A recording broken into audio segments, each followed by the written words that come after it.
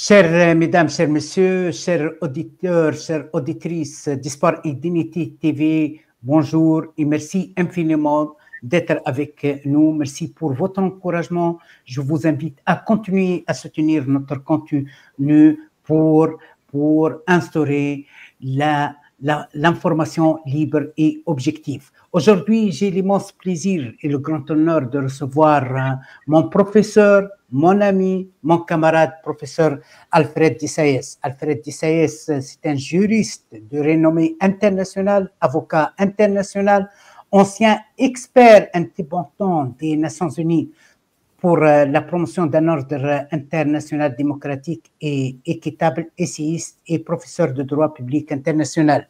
Camarade professeur Alfred Disayes, merci infiniment d'avoir accepté notre invitation. Merci de m'avoir invité. Je suis toujours disponible pour vous. Mille merci, quel honneur. Camarades, les Nations Unies viennent d'annoncer, de confirmer la situation de famine à Gaza est après. Beaucoup de gens demandent est après. Les Nations Unies, qu'est-ce qu'il y a de nouveau? Les Nations Unies, ça fait 3 ans, ils n'arrivent pas à cesser cette folie criminelle de Netanyahou, cette folie criminelle israélienne contre la population palestinienne. Comment qualifiez-vous la situation d'abord humanitaire actuelle à Gaza en termes de droit international humanitaire?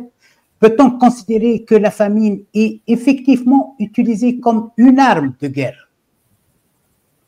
Il s'agit d'un génocide. Il s'agit d'un génocide totalement public, connu. On le voit à la télé, on le voit dans l'Internet. L'association internationale des académiciens sur le génocide, la International Association of Genocide Scholars, que c'est l'organisation la plus importante sur le thème du génocide. Elle comporte bien des professeurs de droit international, de psychologie et de toutes sortes de domaines académiques, vient de sortir une résolution très claire confirmant qu'il s'agit bel et bien d'un génocide. L'organisation Amnesty International, l'organisation Human Rights Watch parle déjà depuis une année d'un génocide, mais ça continue. Pourquoi est-ce que ça continue? Parce que il y a une complicité des États-Unis, du Canada, de l'Australie, du Royaume-Uni, de la France, de l'Allemagne, des pays arabes qui n'ont fait absolument rien pour arrêter cette massacre. Alors, il y a une complicité vraiment très, très, très répandue. Et qu'est-ce que ça me dit en tant que professeur de droit international? Il y a une révolte contre le droit international, il y a une révolte contre la charte des Nations Unies. C'est intéressant maintenant, l'Assemblée générale va ouvrir sa 80e session le 9 septembre.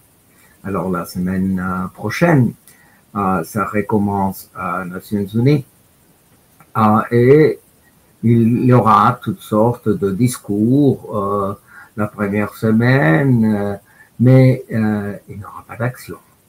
Alors, c'est une chose que j'ai proposée à plusieurs États, à plusieurs diplomates, que c'est tellement urgent de rejeter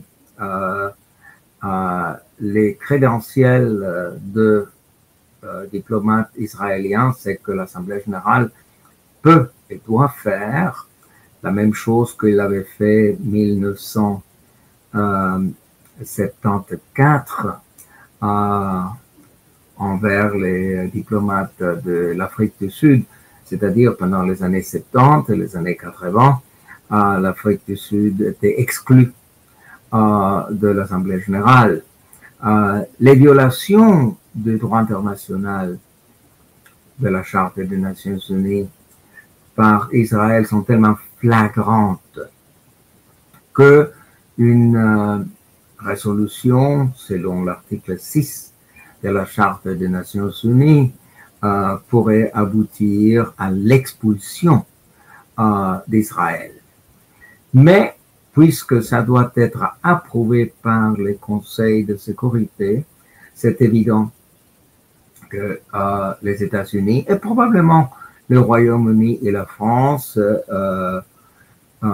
utiliseraient le veto pour éviter que Israël soit expulsé des Nations Unies comme elle devrait être. Mais la procédure est dans les mains des Nations Unies, c'est-à-dire de l'Assemblée générale, de les exclure par le BSI, de ne pas reconnaître leurs crédentiels. Il y a des Credentials Committee de l'Assemblée générale qui va se réunir, mais pour bloquer Israël à l'Assemblée générale, il faut quelques États. C'est pas vous, ou moi, qui ont le pouvoir de faire ça. Alors, nous avons la Cour internationale de justice qui a adopté une opinion consultative le 9 juillet 2004, le 19 juillet 2024, qui sont très clairs que Israël, l'occupation, pas seulement de territoires palestiniens,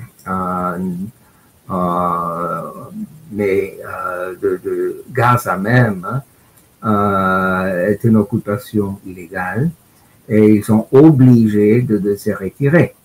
L'Assemblée générale a adopté cet avis consultatif à la Cour internationale de justice et ont donné 12 mois à Israël pour se retirer de Gaza et de se retirer de tous les territoires occupés. Alors, les 12 mois s'achèvent maintenant le 18 septembre. Alors, la résolution de l'Assemblée générale avait été adoptée par 2/3 de membres. Il y avait un grand nombre des États qui se sont abstenus et bien sûr des usual suspects des United States et les États européens ont voté contre, mais c'est une résolution très représentative de l'opinion de la communauté internationale. Bon, alors cette résolution avait clairement dit si Israël n'a pas mis en œuvre les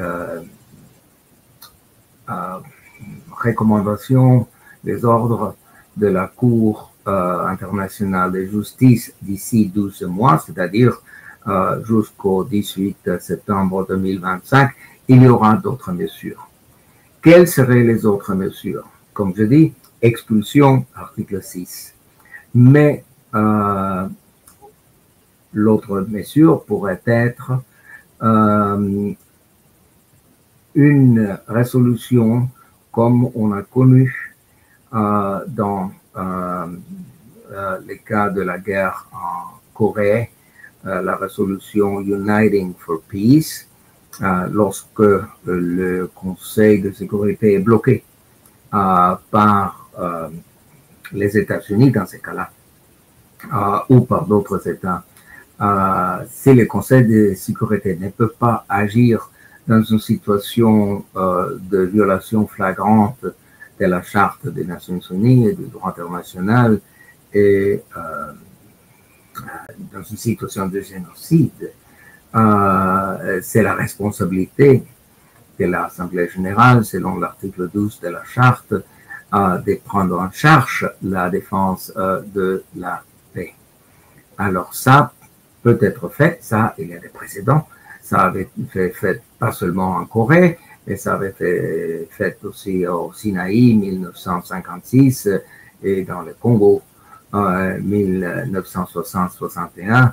Alors, il faut qu'un État organise une majorité de l'Assemblée générale pour envoyer une force internationale sur place pour arrêter cette guerre. Alors, on parle parfois de la doctrine de la responsabilité de protection, ce qu'on appelle en anglais responsibility to protect, R2P. Alors, c'est une doctrine créée par les pays occidentaux. C'est fixé dans la résolution 60/1 de l'Assemblée générale du 24 octobre 2005 et dans l'article 138-139,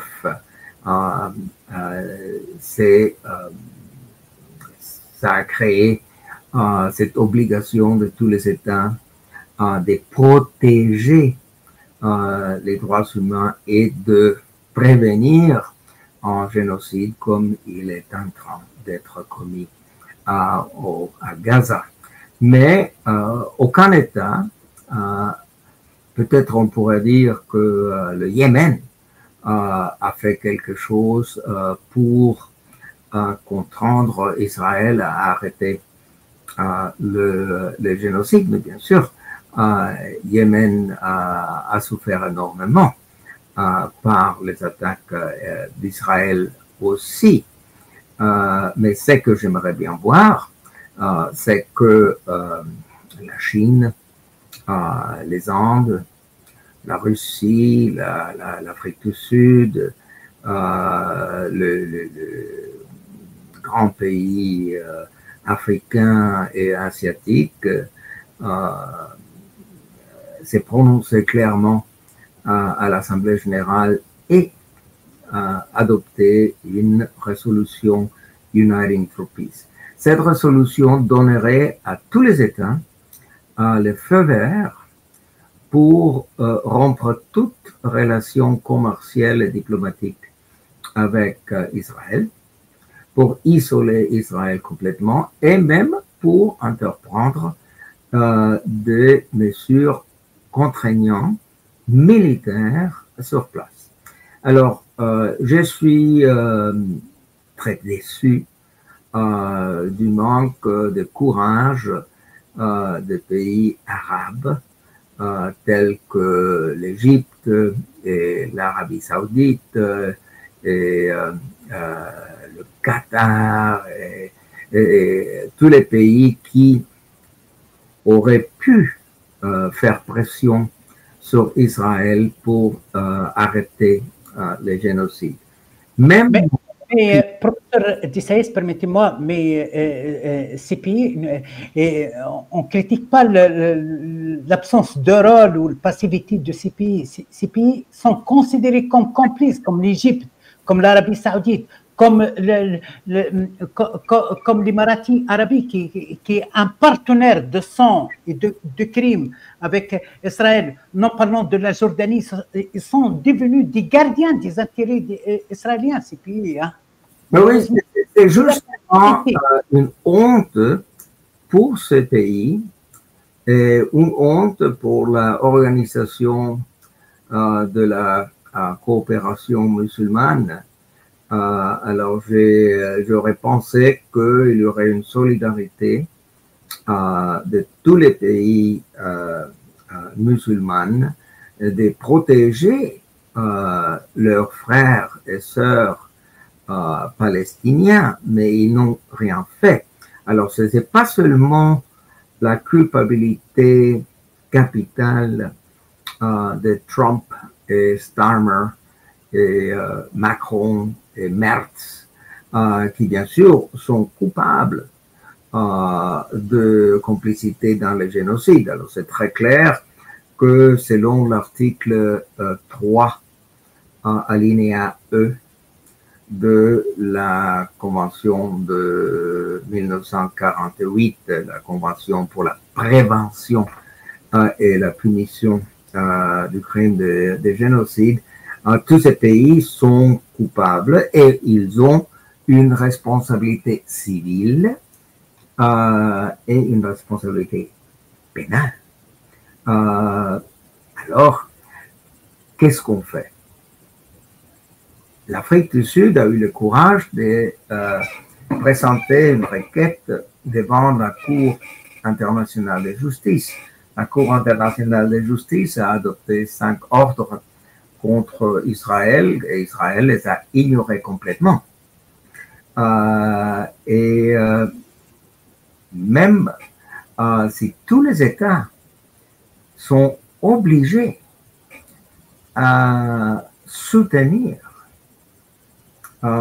les jugements et les opinions consultatives de la Cour internationale de justice, ils ne font rien du tout.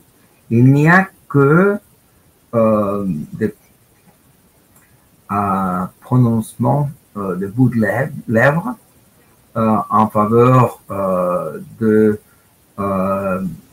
le two-state solution, l'idée de Oslo, qui c'était une idée déjà malsaine depuis le début.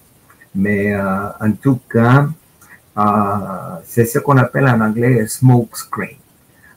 Il permet Israël de continuer un génocide en toute impunité. Qu'est-ce que ça veut dire en tant que professeur de droit international? Ça veut dire que nous avons une crise d'autorité, une crise de crédibilité. Les Nations Unies n'ont plus de crédibilité. C'est un machin, mais elle n'est pas du tout effective.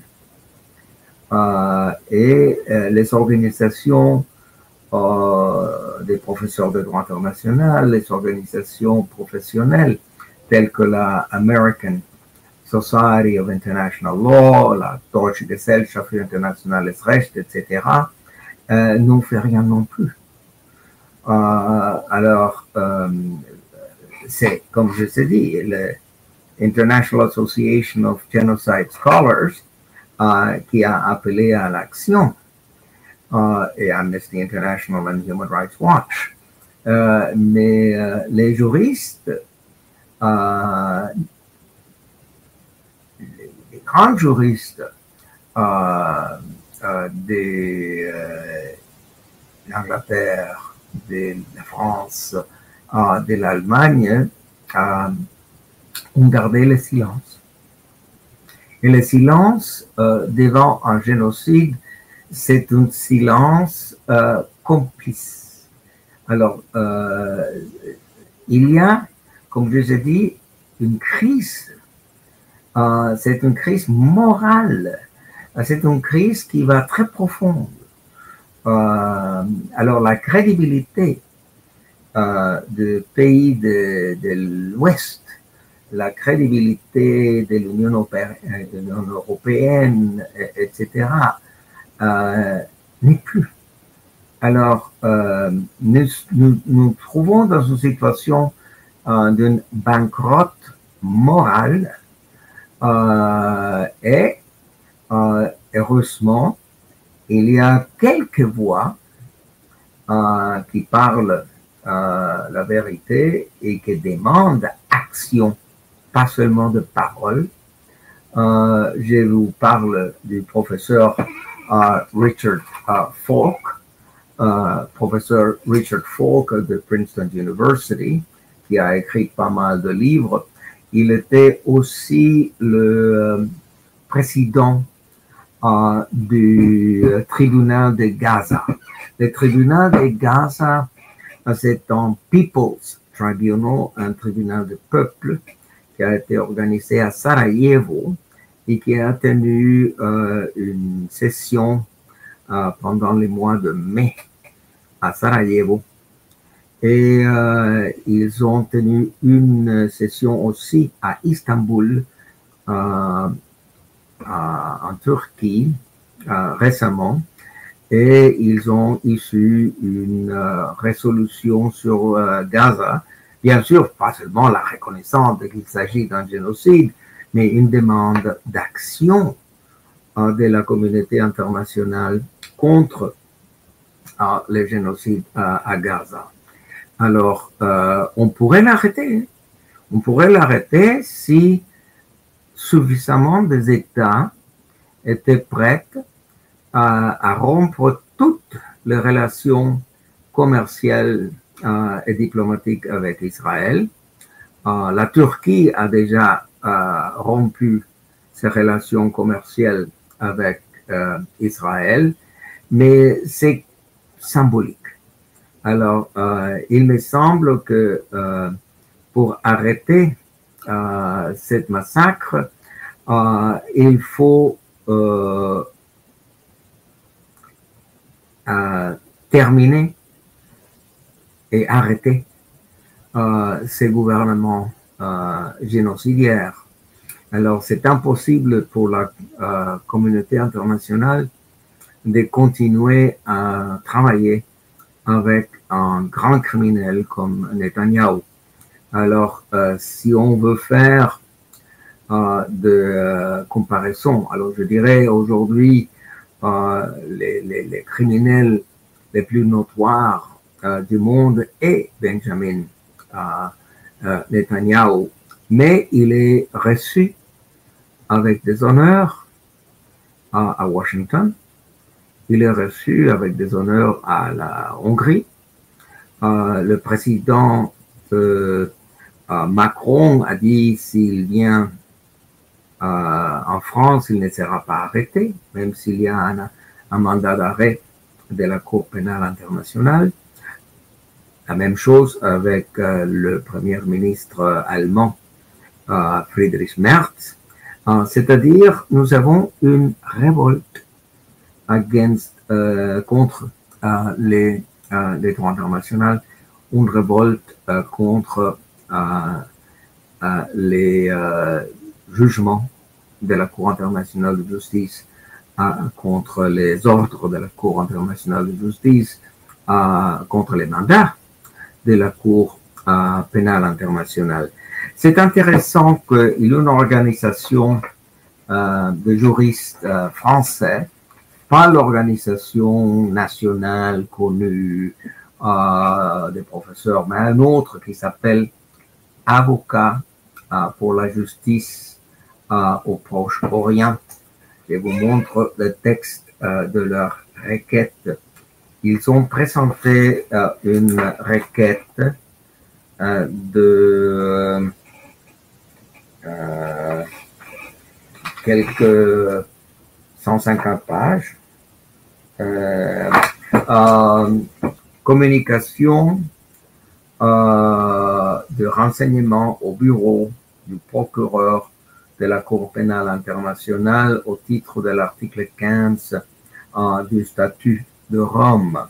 Alors, le procureur de la Cour pénale internationale a le pouvoir, selon l'article 15 du statut, d'enquêter, d'ouvrir une investigation sur les génocides qui est en train d'être commis et sur la complicité, ça c'est ce qui est intéressant, sur la complicité de Emmanuel Macron, de François Bayrou, de Jean-Noël Barrot, de Sébastien Lecornu, etc. Alors, c'est tellement bien étayé que ça vaut la peine de le lire, ça vaut la peine de le distribuer. Je peux vous envoyer le texte en français oui. Parce qu'il faut le soutenir. Alors, oui. C'est pas seulement Israël qui est coupable, mais Trump est coupable, Starmer est coupable, Macron est coupable. Monsieur Cassis, vous étiez parmi les personnalités politiques suisses qui ont dénoncé la complicité du ministre des Affaires étrangères suisse aussi. Oui, même la Suisse. Alors, vous savez que je suis citoyen des États-Unis, mais je suis aussi suisse. Je suis aussi citoyen de la Suisse depuis 2017. J'ai écrit à la présidente du Conseil fédéral, j'ai écrit à Ignacio Cassis. Bien sûr, je n'ai pas eu de réponse. C'est ça ce qui arrive très souvent lorsque vous essayez d'appeler à leur conscience qu'on vous ignore. Alors, c'est ignoble, mais c'est ça, et ça m'arrive pas seulement à moi, hein, ça arrive à des professeurs beaucoup plus grands que moi. Ça arrive à Pierre-Emmanuel Dupont, ça arrive à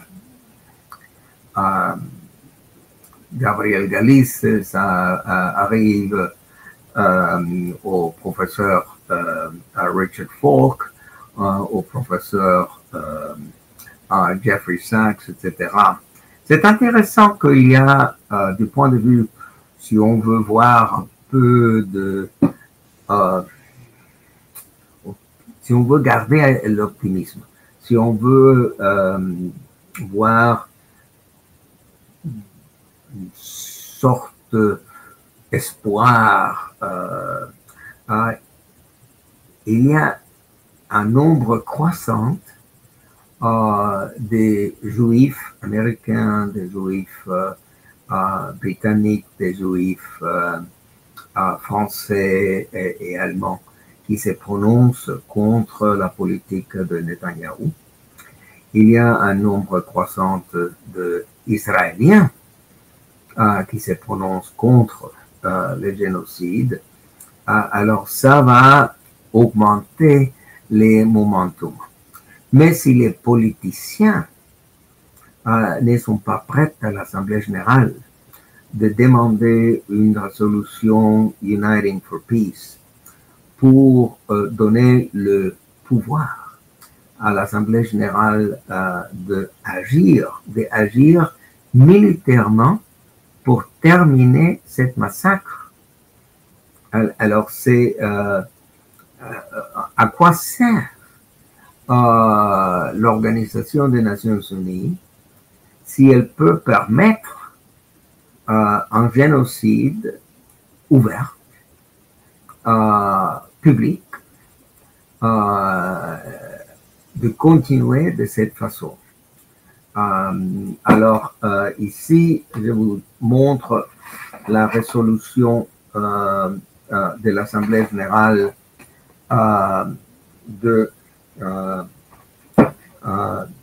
c'était en 1948, c'est pardon, 1950. C'est la résolution 377/5, c'est-à-dire c'était la 5e session de l'Assemblée générale et ils ont adopté cette résolution qui a été utilisée ultérieurement. Je considère que c'est urgent, c'est vraiment urgent de l'appliquer maintenant. Mon ami et collègue Craig McIver. Craig McIver était le chef du bureau des Nations Unies des droits de l'homme à New York.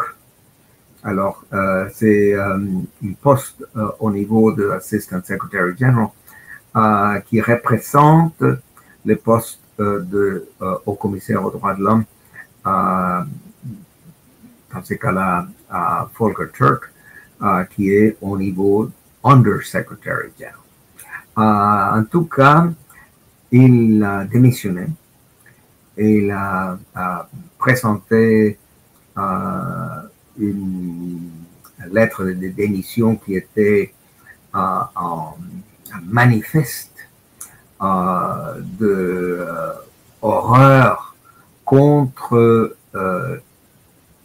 le manque de honnêteté intellectuelle de fonctionnaires des Nations Unies et qui a appelé, bien sûr, à une action, et il appelle, bien sûr, deux choses, l'adoption d'une décision de barrer Israël de participation à l'Assemblée générale, par le biais de nier l'accréditation des diplomates, mais aussi de adopter cette résolution sur Uniting for Peace.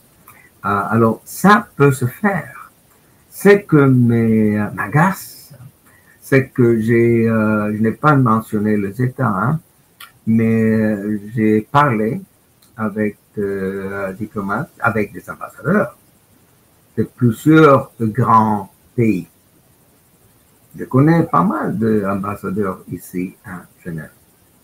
Et j'ai parlé du point de vue moral, pas seulement du point de vue légal. Du point de vue légal, c'est facile de justifier ce que je vous dis. Mais du point de vue moral, il y a une obligation humaine d'agir. Et je les ai dit, il faut absolument expulser Israël des Nations Unies. Mais il n'y a pas un seul qui bouge. Alors, c'est pour moi une démonstration d'incapacité, une démonstration de manque d'honneur de beaucoup de ces pays. Alors moi, en tant que professeur de droit international, en tant qu'essayiste, tout ce que je peux faire, c'est de donner des interviews avec vous et avec d'autres, d'écrire mes articles, de participer dans des panels ici au Conseil des droits de l'homme. Le Conseil des droits de l'homme va commencer maintenant. Et je suis... Modestie, professeur Alfred Dissayes, il ne faut jamais oublier aussi votre rôle dans aussi les préparations des plaintes déposées par la société civile. Vous étiez sollicité par plusieurs organisations au niveau international concernant les plaintes auprès de la Cour de justice internationale ou la Cour pénale ou la Cour européenne des droits de l'homme, sans oublier ça, rendre à César ce qui est à César. Je sais que vous ne cherchez pas la reconnaissance, vous faites ça par motivation, par conviction, mais la reconnaissance, c'est bien.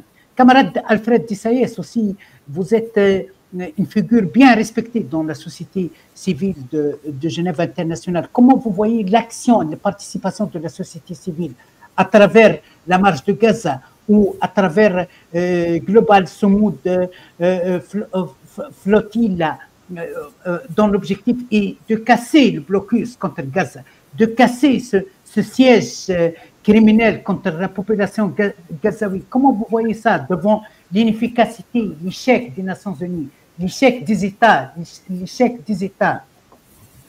Bon, la société civile, je dirais, la grande majorité de la population, soit aux États-Unis, en Angleterre, en France, se prononce contre les génocides.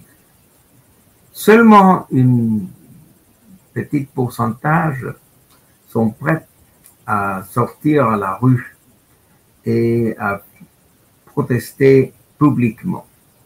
Ici, à Genève, à la Place des Nations, il y a des manifestations presque tous les jours pour la Palestine, pour rappeler aux diplomates, aux politiciens, que la Palestine existe et qu'ils sont victimes d'un génocide. Mais ce qui m'agace, c'est qu'en dépit des grandes démonstrations aux États-Unis, dans beaucoup de villes des États-Unis, à Washington, à New York, à Milwaukee, à Chicago, en dépit de protestes de civils en Angleterre, en France, en Allemagne, les gouvernements n'écoutent rien. Also, nous sommes soi-disant des États démocratiques. Mais nous ne le sommes pas. Pas du tout. Si nous étions des États démocratiques, nos présidents, nos premiers ministres écouteraient la population. Et s'ils n'étaient pas sûrs de ce que la population veut, ils feraient un référendum sur la question. Mais il y a aussi une grande complicité de la part des médias. Alors, le New York Times, the Washington Post, the Wall Street Journal, CNN, Fox, the Times, the BBC, the Guardian même, Le Monde, Figaro, Die Zeit, Frankfurter Allgemeine Zeitung, et même ici en Suisse, la Neue Zürcher Zeitung.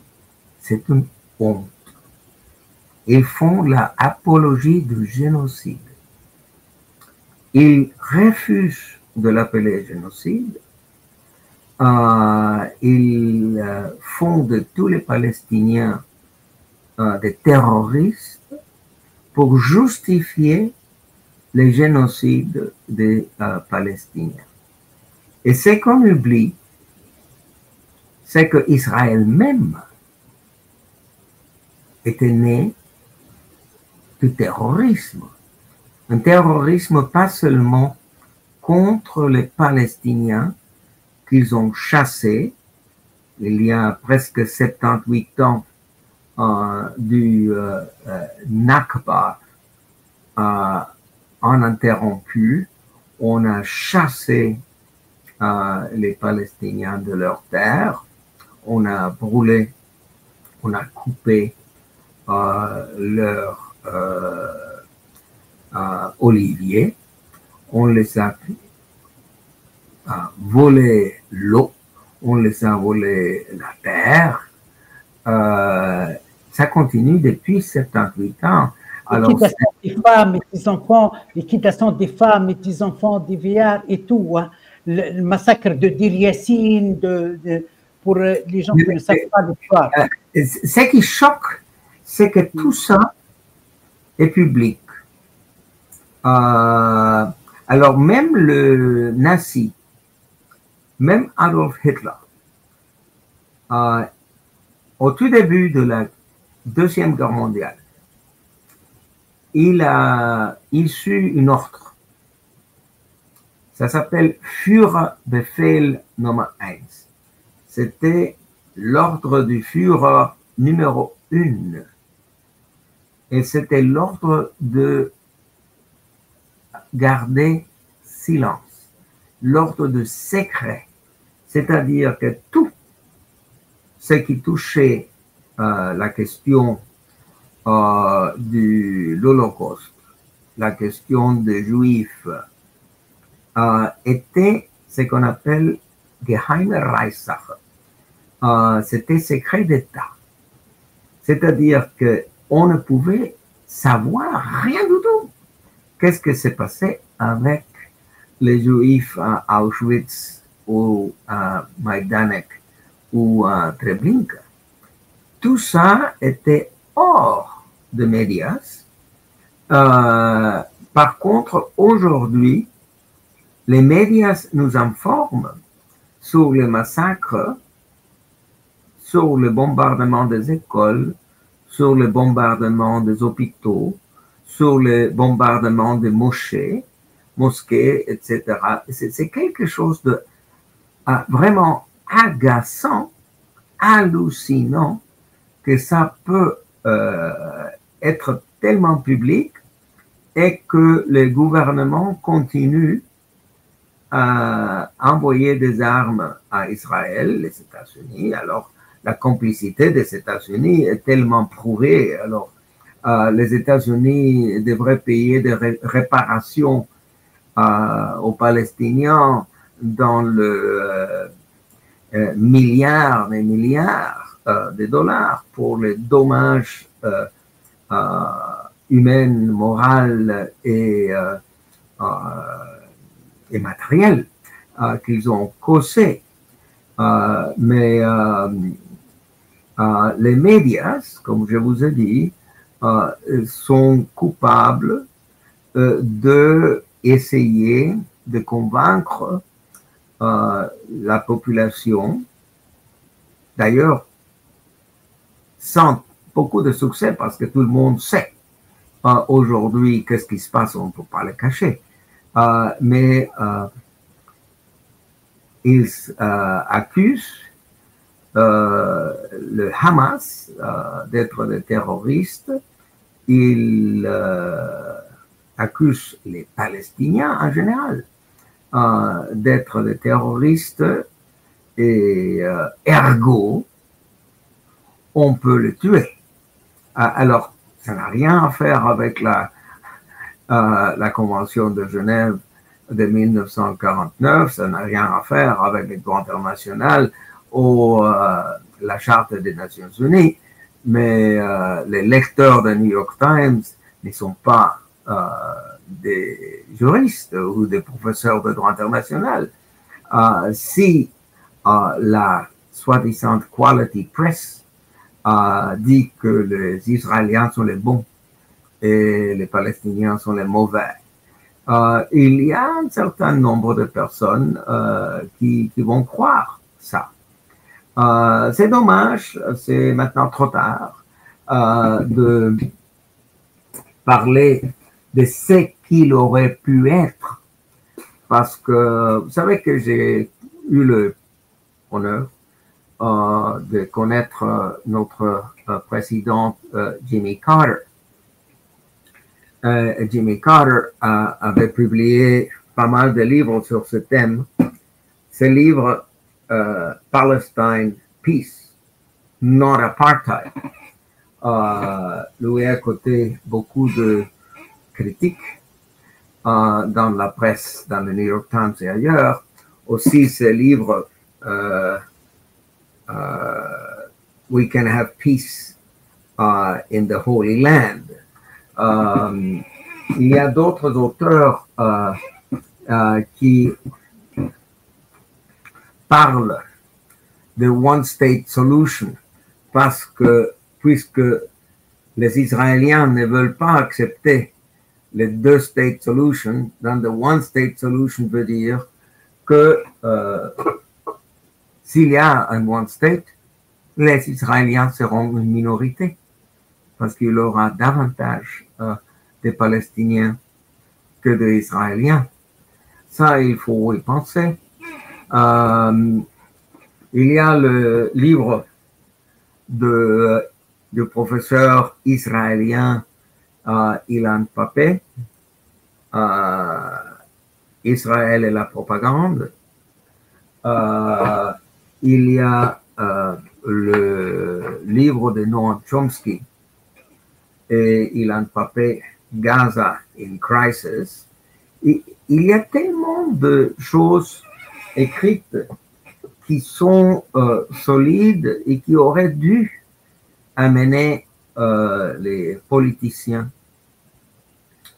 à une politique humaine envers les Palestiniens.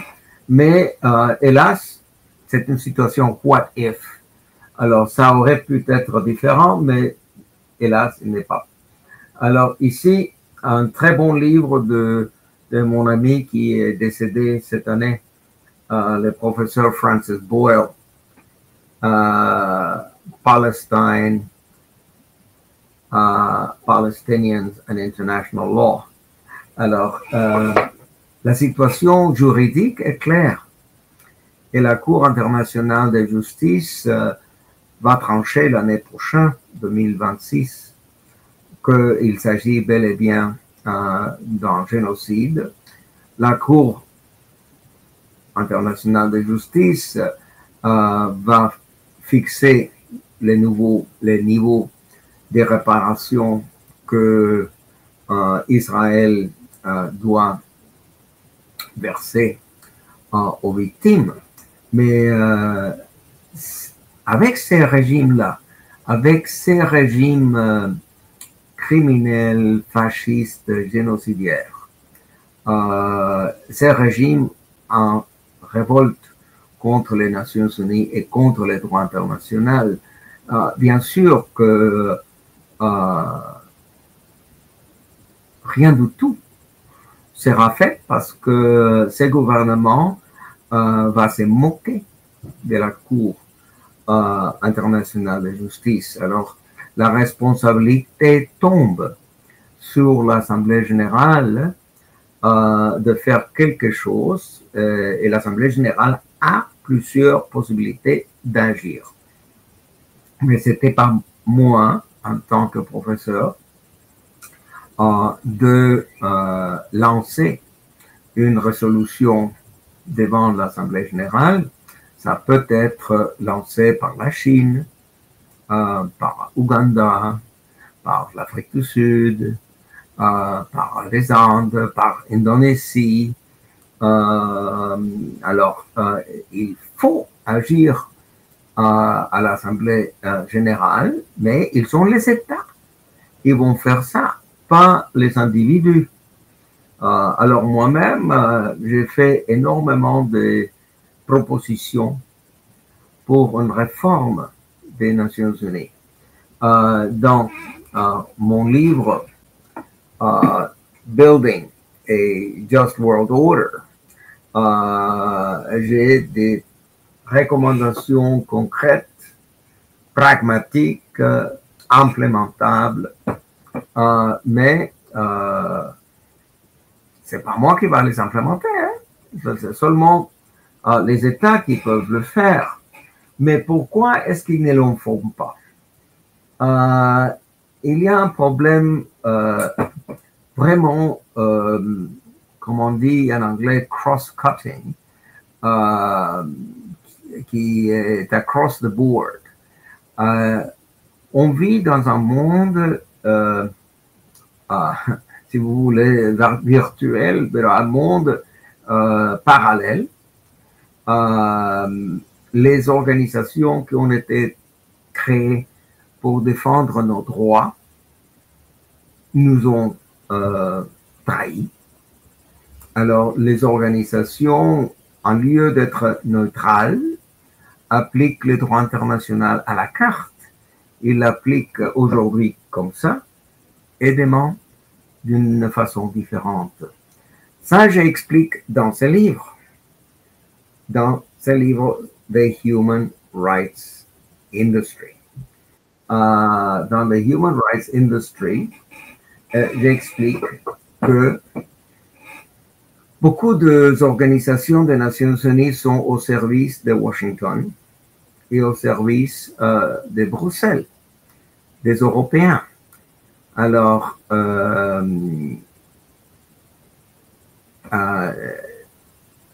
l'Office du Haut-Commissaire aux droits de l'homme, la Cour pénale internationale, l'Organisation pour la prohibition des armes chimiques, la International Atomic Energy Agency. Pas oublier qu'on utilise toutes ces organisations d'une façon impérialiste et néocoloniale pour opprimer les ennemis de Washington et de Bruxelles. C'est ça la vérité. La vérité est que l'Office du Haut-Commissaire des droits de l'homme n'est pas professionnel. Alors, tout le monde pense, Nations Unies, le Haut-Commissaire aux droits de l'homme. Hélas, l'organisation n'est pas neutrale. L'organisation est idéologique et la idéologie est au service de Washington et de Bruxelles. Alors, donc, quoi faire? Alors, même si on fait des grandes démonstrations de millions d'êtres humains contre les génocides, nos propres gouvernements ne veulent pas écouter. Alors, je me rappelle, lorsque j'étais plus jeune, à l'époque de la guerre de Vietnam, j'ai beaucoup démontré à la rue contre les crimes commis par les États-Unis au Vietnam.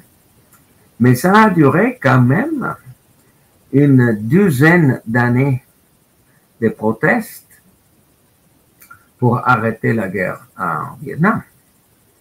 Et on a dû arrêter la guerre en Vietnam pas à cause de nos démonstrations. On a arrêté la guerre à Vietnam parce que ça nous coûtait trop d'argent et on était battus sur le terrain. C'est la même chose avec Afghanistan et les talibans. 20 ans de massacres qu'on a commis contre le peuple afghan. Oui. Après 20 ans, on se retire, on ne paie un sou de réparation pour les dégâts qu'on a fait pendant 20 ans. Alors, on se rend compte que le droit international n'est pas au service de l'humanité. C'est pour ça que où il y a l'espoir. L'espoir est dans l'organisation de BRICS. L'espoir est dans la majorité mondiale qui aujourd'hui se réunit à Tianjin, en Chine, pour le Shanghai Cooperation Organization. Ils viennent de clore leur 17e c'était le 17e? Je ne me rappelle plus. Sommet, oui. Oui. Ouais, en tout cas, le président chinois Xi Jinping a fait une proposition d'un Global Governance Initiative qui est très, très, très bon, basé sur un monde multipolaire et basé sur la Charte des Nations Unies, basé sur le multilatéralisme. Alors, c'est là où je vois l'espoir pour l'humanité. Alors, nous, dans les États occidentaux, nous avons trahi les droits internationaux, nous avons trahi la philosophie des droits humains. Alors, c'est pour le reste du monde de dire, bon, vous Européens, vous Américains, vous êtes banqueroute et c'est nous maintenant qui vont créer un nouveau monde. C'est nous qui vont créer un nouveau droit international qui sera appliqué de façon uniforme. Comme je vous ai dit, le problème de droit international à la carte est très répandu.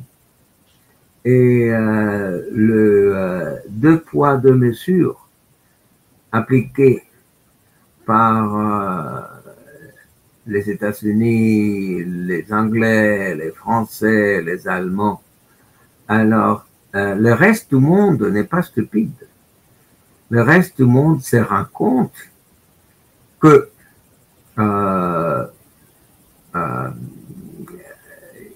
on a joué un jeu triqué et que il faut rompre avec les États-Unis. Ça comporte aussi un changement de paradigme, un changement d'approche en ce qui concerne comment on perçoit la réalité, comment on perçoit la politique européenne. On se rend compte qu'il y a un nouveau hallucinant de hypocrisie à Bruxelles, mais peu à peu, on est prêt à rejeter les prétences de Bruxelles et la arrogance de Bruxelles et des États-Unis qui jouent toujours le rôle de bienfaiteurs. Alors, on veut être à la fois les tortionnaires et le bon samaritain. Alors, c'est quelque chose de complètement contraire, complètement incohérent, mais on a l'habitude de le faire. Il y a une culture dans les pays occidentaux de l'hypocrisie, et alors on n'arrête pas à mentir, et ce qui est le plus intéressant, on commence à croire ses propres mensonges. Oui. On ment au monde, et peu à peu, on commence à croire les mensonges qu'on a répandus. Alors, c'est une situation aberrante, mais c'est le monde dans lequel nous vivons. Alors, moi, je prends l'espoir dans les pays du Sud, ce qu'on appelle the Global South. Je prends mon espoir des États et des peuples de l'Afrique du Sud et de la Chine et de l'Indonésie qui veulent un meilleur monde. Vous savez, il n'y a pas seulement le World Economic Forum à Davos, ici en Suisse. Il y a aussi le World Social Summit, comme on a eu à Porto Alegre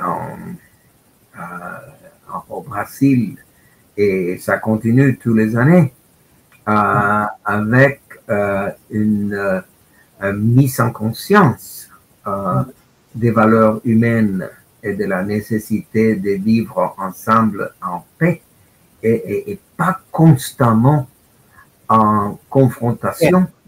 Oui. Alors, oui.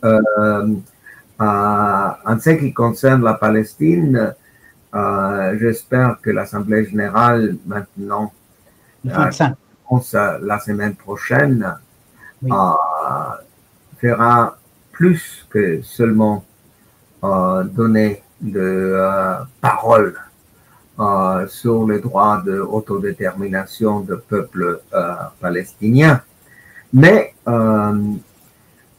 il faut savoir comment se battre contre cette personne.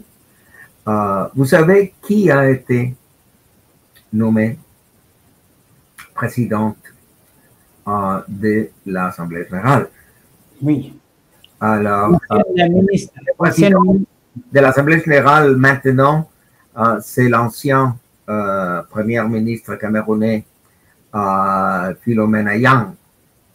Alors, lui, il était assez bien. mais son successeur est l'ancienne ministre d'Affaires étrangères allemande, Oui. Annalena Baerbock. Annalena Baerbock. Oui, la liquidation publique des enfants, c'est l'hypocrisie, hein, c'est le choc. Alors, c'est une horreur, cette femme. Cette femme particulièrement inepte et particulièrement méchante. Elle n'a rien à faire avec les droits humains. Elle est une femme guerrière. Elle est une Amazone. Elle voulait la guerre contre la Russie. Elle voulait que les Allemands s'impliquent encore davantage contre la Russie. Mais elle était une grande défenseur d'Israël. Imaginez, elle est la présidente de l'Assemblée générale. Alors, j'avais parlé avec plusieurs diplomates ici à Genève et je dis, faites tout le possible pour éviter cette honte, pour éviter qu'une femme comme Annalena Baerbock devienne la présidente de l'Assemblée générale, parce que la crédibilité de l'Assemblée générale, la crédibilité de l'Organisation des Nations Unies va souffrir beaucoup à cause de cette femme. Oui. Vous avez raison. Merci infiniment, mon cher professeur et ami, professeur Alfred Desailly. Si nous essayons de rappeler les points clés que vous les avez présentés, la famine comme arme de guerre est une violation grave du droit international humanitaire.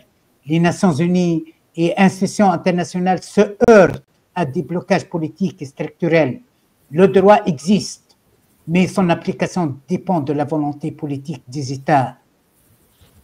L'importance, comme vous avez insisté, de ne pas détourner le regard, la responsabilité collective, juristes, journalistes, citoyens, de maintenir la pression et de porter la voix des sans-voix, les voix de dénonciation et de révolte.